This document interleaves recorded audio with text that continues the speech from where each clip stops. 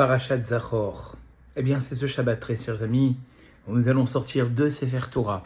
Et où il est de coutume, pour la grande majorité de la communauté, même les femmes qui le peuvent aussi, de venir écouter Parashat Zachor.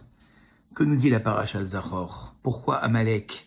Amalek, très chers amis, c'est cet ennemi-là, qui profite finalement de la faiblesse du peuple juif, qui venait fraîchement d'être devenu un peuple, qui venait fraîchement de sortir de la servitude, qui traînait encore un peu la patte, et qui vient profiter de ce moment de faiblesse, ce moment où tu es fatigué de ta labeur, de ton travail, et qui t'attaque, parce que tu es encore faible.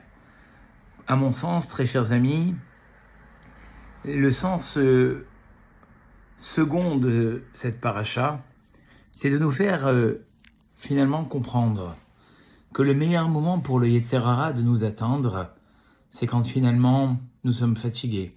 C'est quand finalement nous sommes éreintés de nos problèmes, de nos soucis, de nos angoisses. C'est là où le Yetzer Hara est le plus fort.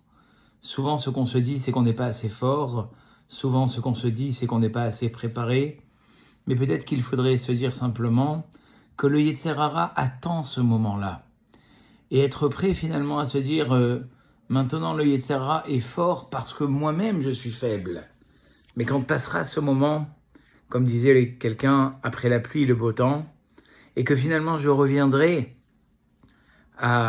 au déroulé naturel, le Yetzer Hara n'aura plus la même force.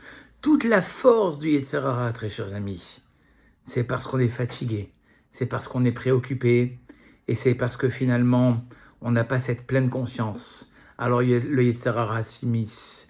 Mais si nous sommes forts, si nous ne perdons pas de nos yeux nos objectifs, alors Zachor al Tishkar, souviens-toi et n'oublie pas que tu peux prendre le dessus et que tu peux ne pas te laisser avoir par ce Yetzer Hara.